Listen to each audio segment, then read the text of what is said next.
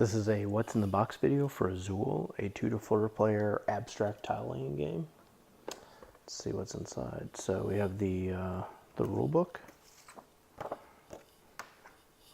some punch outs. I haven't actually played Azul, but don't know what those are for. It's like various player boards, two-sided.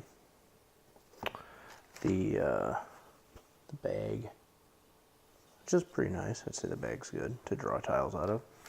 And then that's interesting. I guess one white tile and a few different color tiles, they look good.